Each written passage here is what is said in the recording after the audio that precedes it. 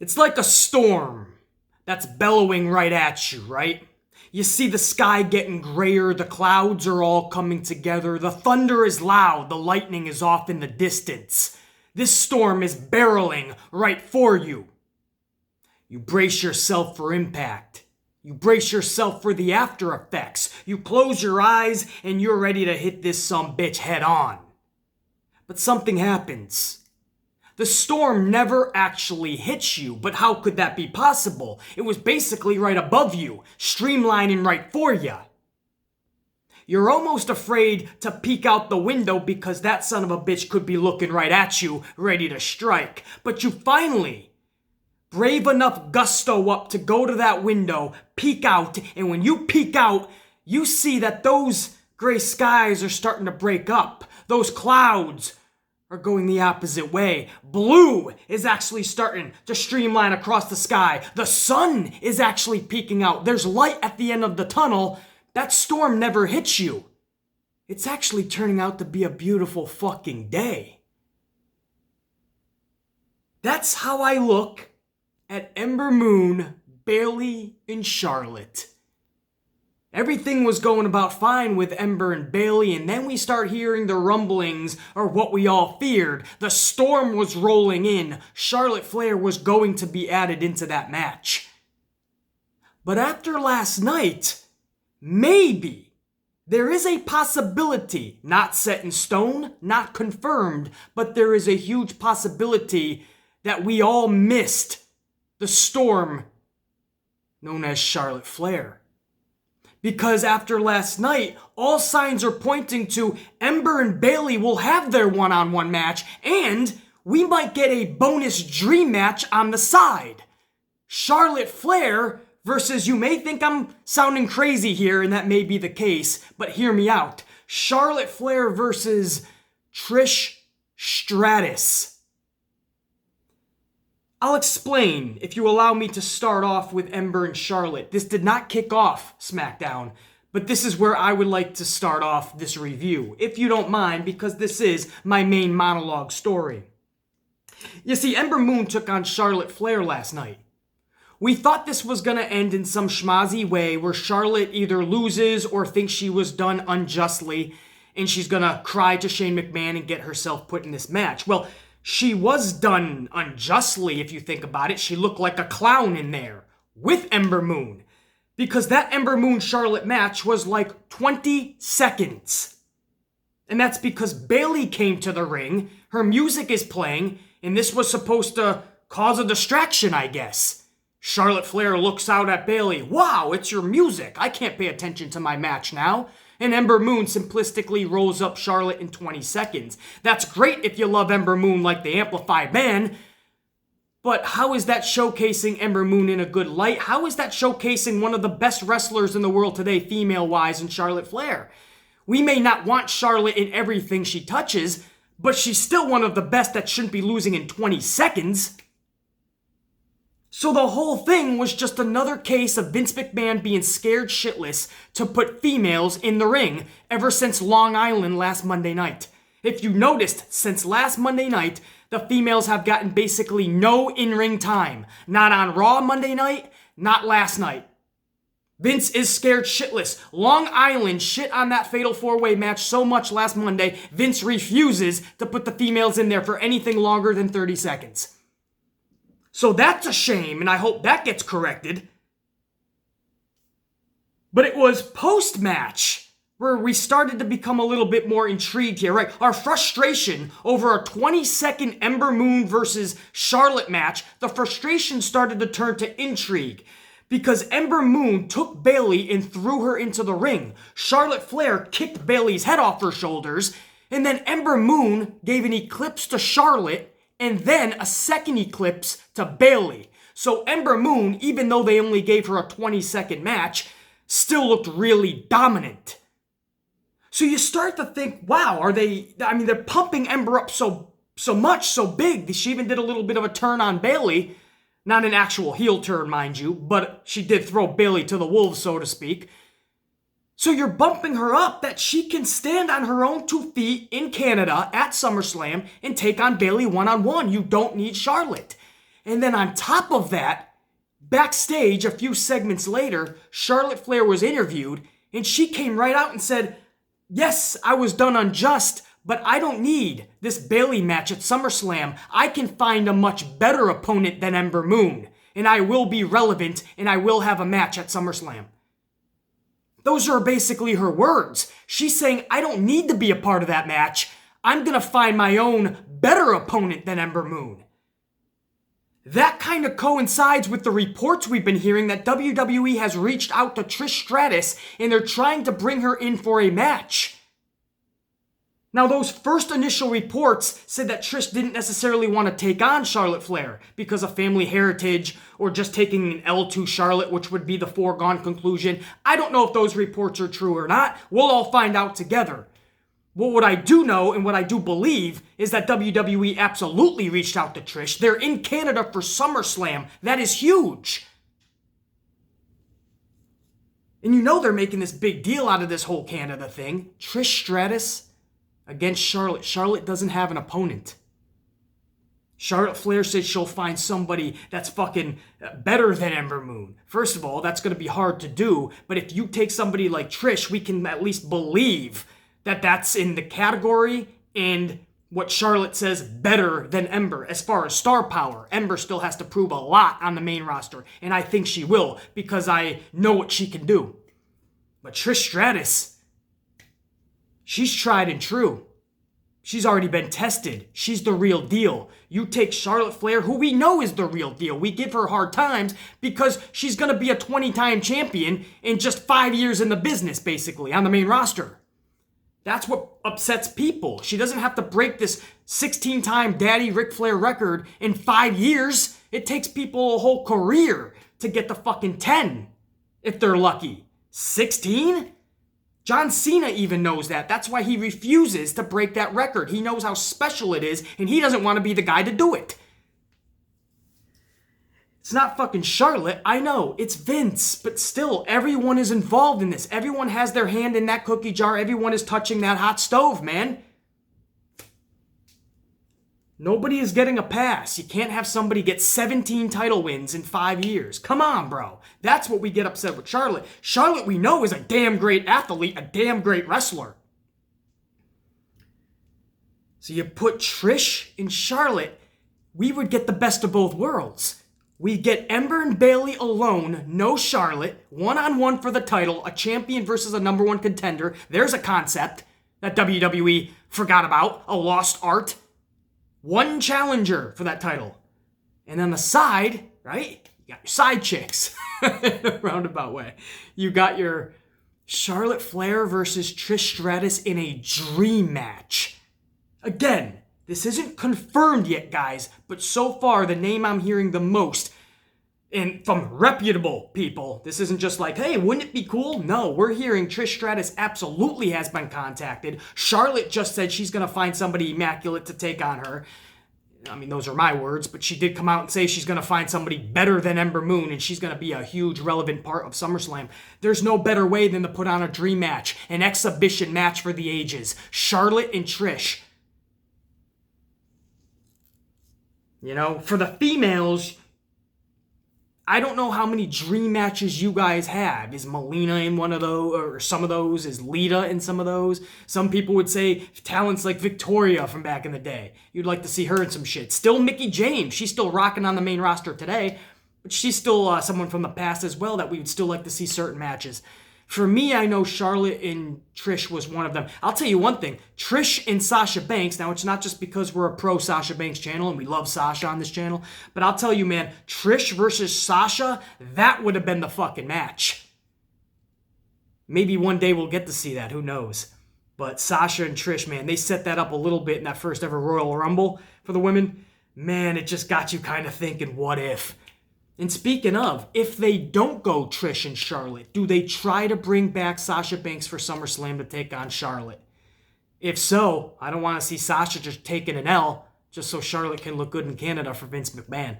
I don't know how you do this. I am okay with Trish taking the L in Canada. I know that's her homeland, but Charlotte Flair is the new era now. You kind of got to pass the torch. Not that Charlotte needs the torch. She's already fucking flaring up. You can see her. You can land a plane on fucking Charlotte. You can see her from the fucking stratosphere. Not stratisfaction. But Vince McMahon has gave Charlotte Flair all the fire in the world. So she doesn't necessarily need Trish's torch. So maybe they can have some type of a schmage ending. I don't know, man. I think dream matches always should have a winner or loser, but I don't know. It leads a lot of thought behind it, right? What if we saw Charlotte and Trish? We know Trish still has it. We've seen her a couple of times already in the last couple of years. The woman still has it. It's all about her wanting to do it. And so far, she just hasn't wanted to come back for a real one-on-one match. Evolution was supposed to be, and then they put a tag team up with her and Lita. Because I think Alexa got injured or something, right? And they had to make a tag team match. Or something like that happened for Evolution. But she was going to do a one-on-one match originally there. So that's the fucking big thing, man. It looks, guys, I cannot stress this enough. There's still a couple of weeks left before SummerSlam. We could still get Charlotte Flair sneaking her way into this Bayley Ember Moon title match. And I hope not. As I left on Twitter, if that's the case, I am hurtling myself right off my 5th story stairwell. And then I'm going outside if I'm still rocking. And I'm going to catapult myself headfirst into Mrs. Windleston's cement wall around the block. That's what's going to happen. And that's 94-year-old Miss Windleston, my neighbor. And you know what? She'll understand what happened to her cement wall when I tell her what happened. Charlotte Flair was added. She'll be like, oh, I hear you, Beasley. That fucking WWE. Oh, Miss Windleston, we love ya. So that's the deal on that, guys. That could still happen, unfortunately. There's a couple weeks left. Vince could put her in there. But it looks like we could be getting Ember Moon and Bayley separately for the strap, and Charlotte and Trish. We would get the best of both worlds. That's us peeking out the window, thinking the storm is coming, but seeing light at the end of the tunnel, seeing the sun actually rise. The storm is never going to hit us. We could be getting both matches. No harm, no foul. Now let's get on to the rest of the show, starting with the beginning of SmackDown. What do you say? I tell you guys, I got to bed at like 2:30 a.m. I got up at 5 a.m. this morning, but we're rocking. My New York Yankees, they did not want to win the game last night. The game got over at like 1:30 a.m. It was an over 5-hour baseball game because my Yankees did not want to win the game. Every time they took the lead, the pitcher would get the ball in the next inning or the next half inning, and they'd be like, where do I throw this? That way? Yes, buddy. Anywhere in the vicinity of the strike zone would be perfect. Thanks. Everybody got a free fucking pass, a free walk. It was the most disturbing thing to watch if you're a baseball fan, a Yankee fan especially, to watch what was transpiring. My blood pressure was like a fucking track in a roller coaster. Honestly. I'm still fucking pissed off. We ended up winning the game. You say no harm, no foul, except to our fucking health. But we ended up winning the game on an amazing Aaron Hicks just fucking dive to catch a deep fly ball. Man, it was a thing of beauty. But let's just say we may have lost a few years of our life on that. You think I take my pro wrestling seriously? Don't be around me during my Yankee games. We started the night off, guys, with Shane McMahon and Kevin Owens. They were going back and forth promo-wise about a stupid SummerSlam match. When in reality, that's right, I said stupid. A lot of people are excited about this Shane-Kevin Owens match. In reality, we already saw those two inside of Hell in a Cell. A Hell in a Cell match between Shane and Owens. That is supposed to be the final, the end of a feud. For good. You can't go any higher than Hell in a Cell. That's why, guys. It's not just something cute that we say, oh, Hell in a Cell will end the feud. It ends a feud because it should. It's Hell in a Cell. You can't go any higher than that matchup-wise. Nothing could intrigue us more than seeing two guys flying off of cages and beating the shit out of each other in the cage. There's nothing... And I have people that are going, BC, it's different this time because the roles are reversed. I love how people think they have to tell me this.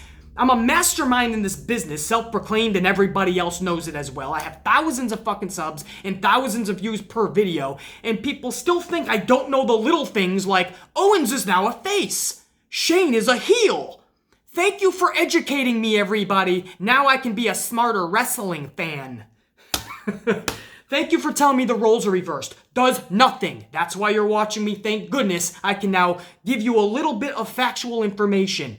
The role reversal doesn't change the outcome of a match and how it's going to be put on. The bottom line is we've seen them in Hell in a Cell, and now your big stipulation is Owens, if he doesn't win, is going to retire. He's going to leave WWE. CBC, it's different. Is it? Just last year at WrestleMania, we saw Shane versus Owens with Owens' career on the line. It was a tag team match.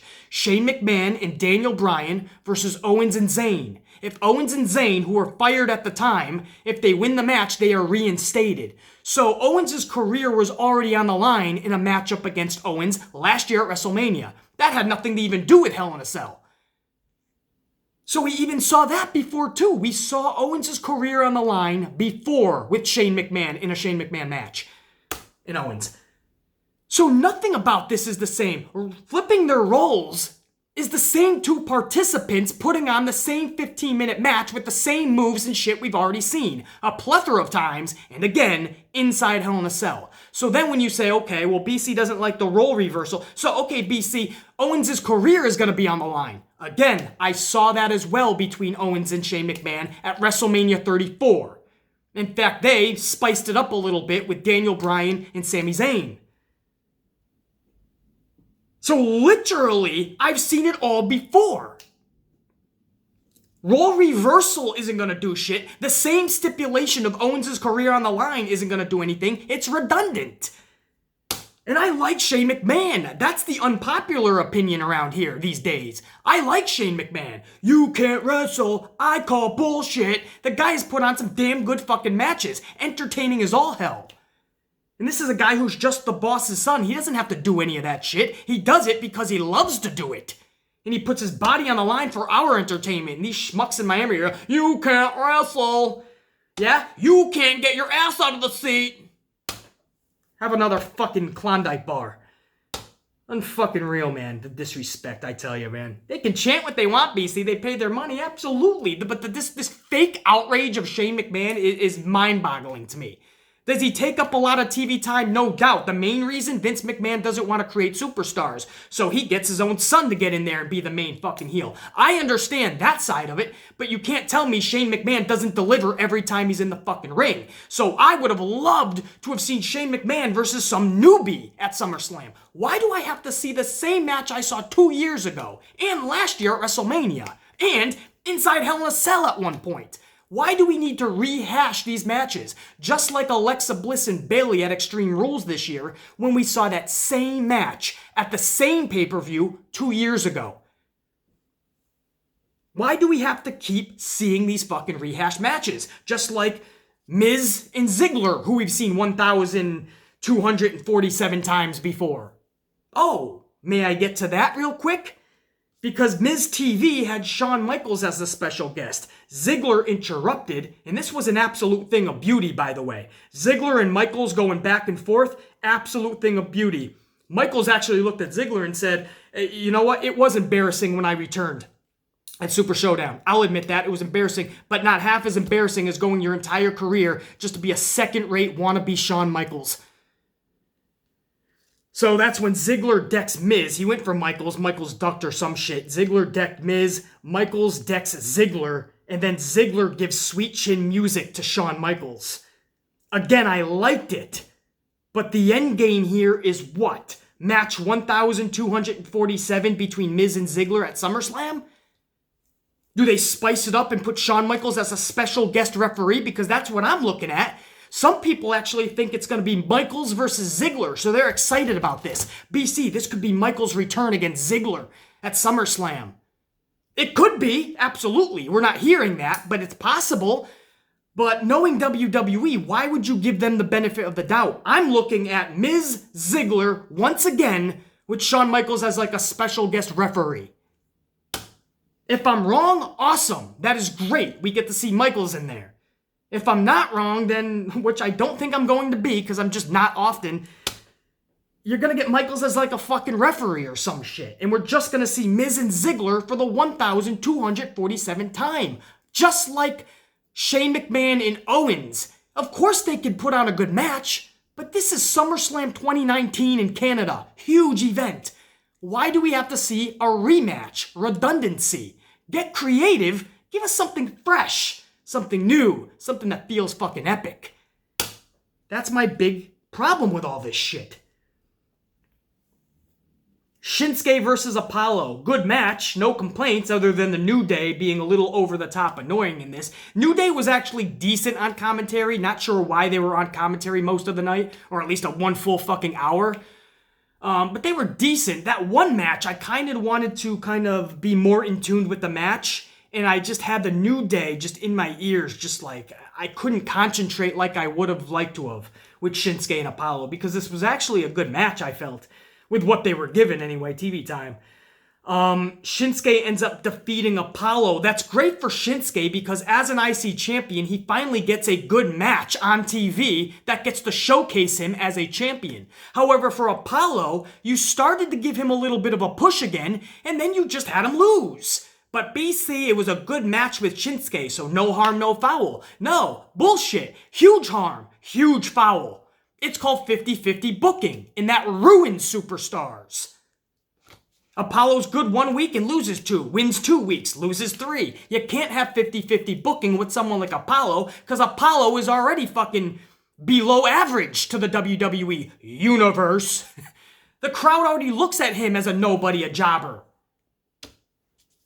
A how you doing, get out of here type superstar. You want to build the guy or you don't. Having him win 1 or 2 televised event matches and then having an okay match, even a good match at times with Shinsuke, but still lose, you're still 50-50 booking the guy. Your audience is looking at this match and saying, I can't take a legit inventory of this guy as a winner because he's just not stringing together wins. So subconsciously, our inventory that we're taking of Apollo is still that he's a 50-50 booked loser. Great for Shinsuke, horrible for Apollo. It's one of those things, man. Just like at the last pay-per-view they just fucking put on, man. What was that? Extreme Rules? Where Cedric Alexander, great for him. What did that do for Drew McIntyre? Samoa Joe's fucking matchup. Fucking Samoa Joe, horrible for him. Great for Ricochet. And getting the fucking US strap. It's like, what does it do for these superstars? Some of them it does wonders. The other... they're losing another match they can't afford to lose. 50-50 booking ruins people. Next up, Kofi calls out Randy Orton. This, just like Miz, Michaels, and Ziggler in that whole segment there, I just felt it was really good on the mic. This was also really good on the mic between Kofi and Orton. This was another just great face-to-face of the night. And I love how Orton, this was awesome. They started going back and forth about their careers thus far.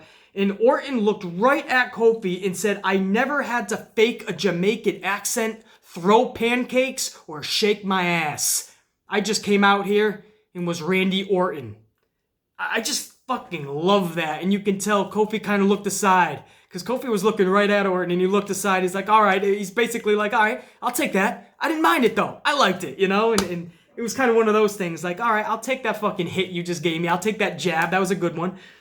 And they just went back and forth. And I really like that. I don't know if I'm as intrigued as a lot of you guys are. A lot of you guys are flipping out. Wow, Kofi and Orton.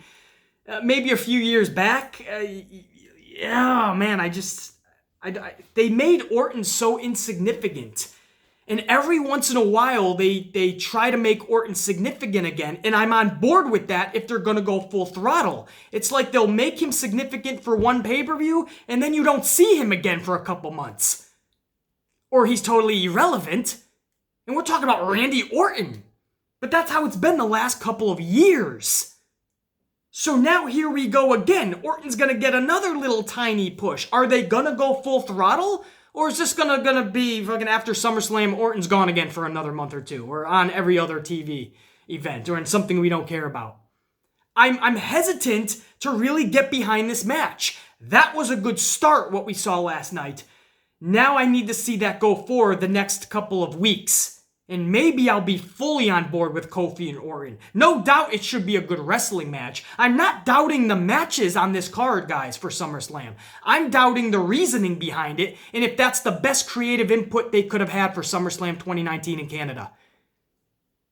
That's what I'm questioning. Kofi and Randy Orton can be good. We have to give a shit.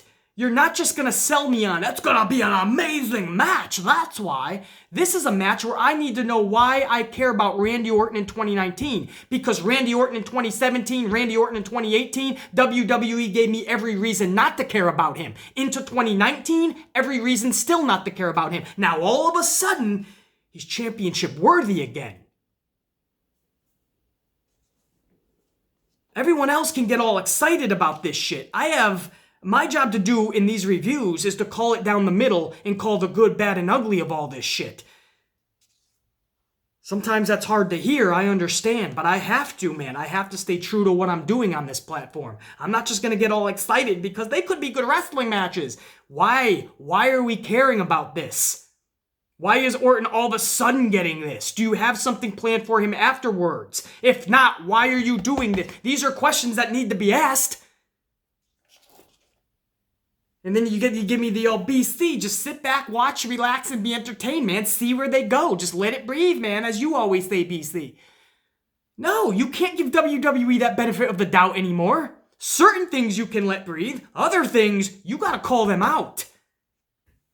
If you're going Orton here, guys, this may be an unpopular decision because I've been fully on board with Kofi getting that championship and being champion. I've defended Kofi when everybody else was saying he's a stale champ or this and that. I'm totally against the pancake throwing. I'm totally against how he's being perceived as just one of 3 New Day members. He should have been on his own the past couple of months. But I know he's a deserving and worthy champion. But as somebody who's been fully behind Kofi, if you're putting Orton in this match in Canada at this huge SummerSlam, Orton's got to get this title, and we got to do something huge with Orton going forward. And when Orton drops that championship, it's got to be to a huge fucking name. That's it. If we're doing this, we give Orton that fucking rocket one last time. Or maybe he's got many more fucking years left, hopefully. So maybe not one last time, but they actually have to give this guy a chance, man. Orton has gotten nothing over the past several years. Nothing at all. His character even gets stale at times because not only is WWE placing him in irrelevancy, the character seems irrelevant. It seems like it's just lacking this fucking... It just needs a regrouping. It needs a rehauling. And it just... this is the time, if any. If they're gonna do it, they have to do it correctly. Otherwise, I'm gonna ask all these questions and be totally pissed when it's all said and done and Orton goes right back into obscurity after SummerSlam. But we saw a good 12 minutes that Vince gave him, Beastly. Oh, yeah, we did. 12 and a half minutes, actually. He got buck wild, that Vince McMahon. Must have been that Canada Air. Finn Balor was up next. He calls out Bray Wyatt. Bray appears on the Tron, cuts a great freaky Bray promo, as he always does. This was in the Firefly Funhouse, and this was his Mr. Rogers type character that I call it. And then he starts kind of like getting a little more diabolical, a little bit more evil, and he starts fucking really getting that freaky character going. And he accepts a challenge from Finn Balor. And what we did is we just kind of cut to commercial. I would have loved Finn Balor's expression after Wyatt accepted the challenge and started his transformation into that diabolical Wyatt. The Fiend. I would have liked Balor's expression, like a little bit of fear. Like, all right, I called you out. I issued the challenge. I'm ready for you. But this little hint of, now the real challenge starts. I have to prep. I have to be ready. There was nothing. Balor's in the ring challenges. Wyatt's on the Tron accepts. And we go to commercial. We don't even go back to Finn Balor. At that point, all we know is Balor could be in his rental car going to the next town. For all we know, Balor didn't even see or hear Wyatt's fucking acceptance of the challenge, right? He wasn't in the ring anymore. That's all we know. Show him. Have the fear. Maybe even as we're looking at him, we hear in the arena the screams and the laughter from Diabolical the Fiend. So you're seeing the fear and the expression in Finn Balor. You're hearing the screams in the arena. Then you fade to black and cut the commercial. Gee, there's creativity. I'm just a YouTuber, though. I don't know what I'm talking about. Maybe.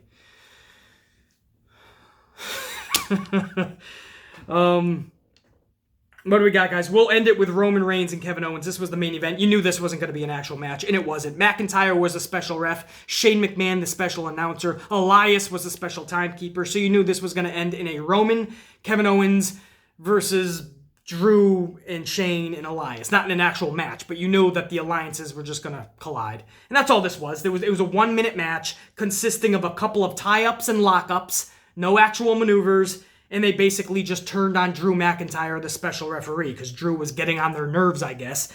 Which I feel Drew was just actually at that point just doing his job. He was actually pretty fucking fair. And then the melee was on. There were spears, there were stunners. In fact, Shane McMahon got 2 stunners.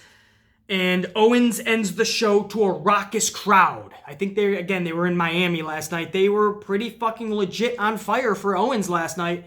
Roman was, I think Roman was supposed to leave the ring a little bit earlier, and he was actually enjoying the fucking crowd cheering. I think, again, it was mostly for fucking Owens, but if I'm fucking Roman, I'm staying in there too. Vince probably told the ref to tell Roman, stay in. The crowd was hot for Roman. Roman's shaking the ropes like he's getting all the adulation. Fuck it, man. Get some of that Owens rub. And for Owens, this is really good. We did want to see him for so long get a huge push. This is a huge push. I don't like the fact that it's too Stone Cold-esque. I wish it was his own way. I wish he wasn't doing a stunner. This just seems so knockoff-ish. Am I the only one that feels that way? I know I'm going to get BC. No, it's different because it's Kevin Owens. Again, thanks for telling me. I didn't know. I thought it was Stone Cold dressed up as a little chubbier wrestler. Thanks. I know it's Kevin Owens, Sherlock. What I'm saying is this doesn't feel like it's a little too Stone Cold-esque. The kick to the fucking gut, the dropping in a stunner, the going against the authority, the trying to pipe bomb every time he touches the mic. It's a little bit of Stone Cold-esque. And as much as we yearn for that type of character, I don't want to see someone like Owens having to stoop to somebody else's level, no matter how high that level was.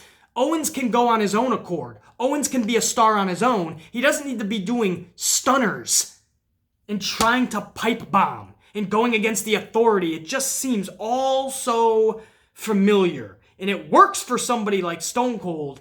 That type of shit does not work for me with Kevin Owens. Owens as a face, period, doesn't work. This guy should be your badass heel. And he should be collecting championships along the way. They just halted his heel run. And then they gave him bullshit, which put him into obscurity and irrelevancy. But trust me, this guy is a badass heel. It's going to take me a while to really come to terms with Owens as a face. I'm just happy he's getting a push. So I'm going to sit back and let it unfold. I just wish it was something different than the fucking stunner. It seems weird. It doesn't seem like it flows the stunner with... I just don't like it. What the fuck was that? That was horrible. Give me another one. Oh, a little better. I can do better than that. What the fuck? Yeah, that's right. Fucking rock star. I don't gotta explain myself. It looks weird when Owens does stunners. Bottom line, man. It just seems like he's trying to be Stone Cold. I don't like that, and that sucks because I like Owens. Is that everything? Well, it is now. Should I have forgotten anything? Too fucking bad. Oh, one thing I did want to address, though. Mandy Rose, Sonya Deville. They still look like they're doing some type of you-know-what storyline between the two. Like, the tension is so fucking hot, you can slice that shit with a knife. It looks like they're gonna kiss any day now. I don't know why we should care about that. We should care about that as much as Maria and Mike Kanellis' pregnancy storyline. But what's significant in that backstage interview they did with Mandy and Sonya, or promo, is that they said they have a match this upcoming Tuesday on SmackDown, and if they win, they're going to get a tag team championship opportunity with the Iconics. The Kabuki Warriors never really had theirs. They had that one, 30-second match where the Iconics got themselves counted out, which I thought was a thing of beauty. And then we just expected, okay, Kabuki Warriors versus the Iconics at SummerSlam. Now it looks like somehow Mandy Rose and Sonya Deville are going to squeeze their way into that SummerSlam match. Remember that storm I was talking about called Charlotte Flair? We avoided that. Now it looks like we're going to get the storm of Mandy and Sonya. And once again, Asuka and Kairi have to share the spotlight, even at SummerSlam, an event that they've waited months to really finally showcase themselves. Now they're just going to be 2 of 6. And who knows, Vince could put another team in there and make it a fatal 8-way 4-team schmaz match for the tag straps. Hopefully you guys kept up. I'm the Amplified Man. That's it. We're going to go about our fucking day. And later tonight, we'll watch another fucking Yankees Twins 6-hour marathon. We'll raise our blood pressure and we'll all go ballistic. Thanks, Yankees. Let's try to find the strike zone. The Amplified Man. Ow! Saying check you later.